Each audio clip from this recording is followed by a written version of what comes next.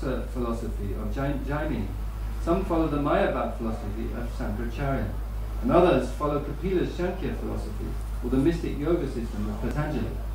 Some follow the Smriti Shastra, composed of 20 religious scriptures, and others follow the Puranas and the Tantra Shastra.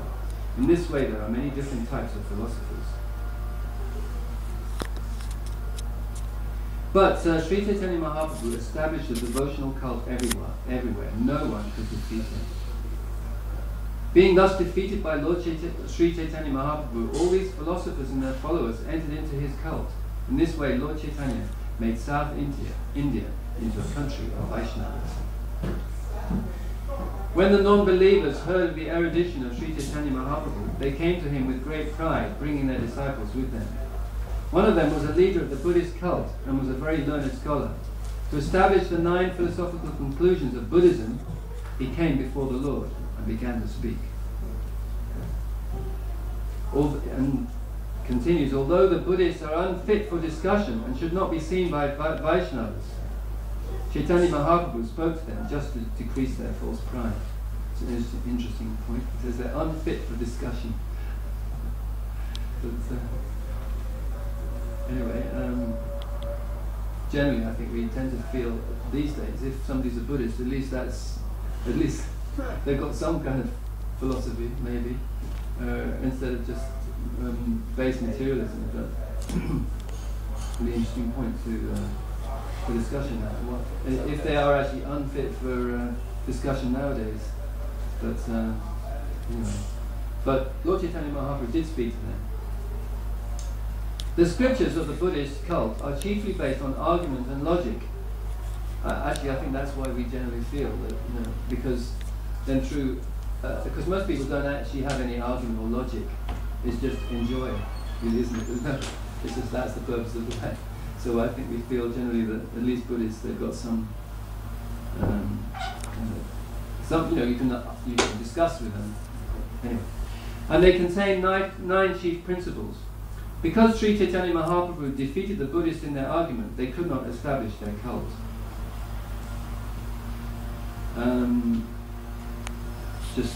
There's a list here in the purport of those 9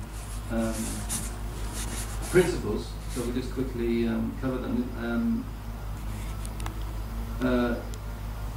So there are 2, according to Bhaktivinoda Thakur, there are 2 ways of understanding philosophy. One is called Hinayana, and the other is called Mahayana. Along the Buddhist path there are 9 principles. 1, the creation is eternal. Therefore there is no need to accept a creator. 2, this cosmic, mind you actually, most Buddhists, I don't know if anybody here came from a Buddhist background or not, but I'm sure that, yeah? So just lost my attention. You say this is Bhaktivinoda Thakur. Yeah. To explain what the Mayavadi philosophy is. What the Buddhist 9 principles are. Oh, sorry. So their first thing is that creation is eternal. There's no need, therefore, if it's eternal, there's no beginning to it, no end to it. You don't need a creator. It didn't need to be created, it's eternal. Did it all happen by accident?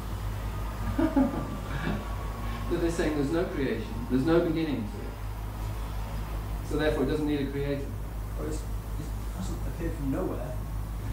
Anyway, we're not going to get into that just at the moment. Yeah. 2, this cosmic manifestation is false. So it's always existed, it's eternal, but it's a false eternality. It doesn't really exist, it's just an illusion. But that illusion's always been there. It's quite strange actually, really. 3, I am is the truth. 4, there is repetition of birth and death. Of course, it must be illusory. 5, Lord Buddha is the only source of understanding the truth. 6, the principle of nirvana or annihilation is the ultimate goal. 7, the philosophy of Buddha is the only philosophical path. It's the only way. 8, the Vedas are compiled by human beings. And 9, pious activities showing mercy to others and so on are advised. some information. There's actually a very long purport if you want to get into it in more. So this is Madhya-lila 9:49. But we won't go into that more just now. I just wanted to recite the occasion of Mahaprabhu's meeting with the Buddhists. So the teacher of the Buddhist cult set forth the 9 principles, but Sri Chaitanya Mahaprabhu broke them to pieces with his strong logic. It doesn't go into details of the discussion.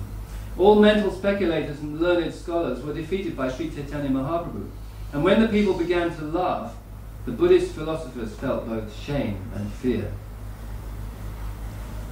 Which is interesting because actually a sincere scholar will always accept defeat gracefully, and we should do that. Actually, this should be our mood. That if we hold an opinion and somebody corrects us and defeats us with logic or shastric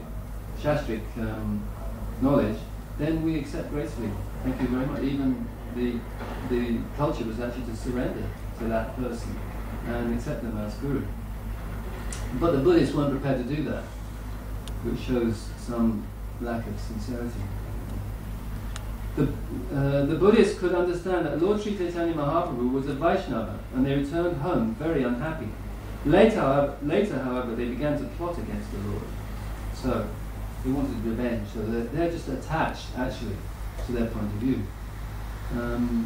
rather than just accepting gracefully. Having made their plot, the Buddhists brought a plate of untouchable food before Lord Sri Chaitanya Mahaprabhu and called it Mahaprasadam. When the contaminated food was offered to Sri Chaitanya Mahaprabhu, a very large bird appeared on the spot, picked up the plate in its beak and flew away. Indeed, the untouchable food fell upon the Buddhists, and the large bird dropped the plate on the head of the chief Buddhist teacher. When it fell on his head, it made a loud sound. Maybe put that in empty head. Yeah.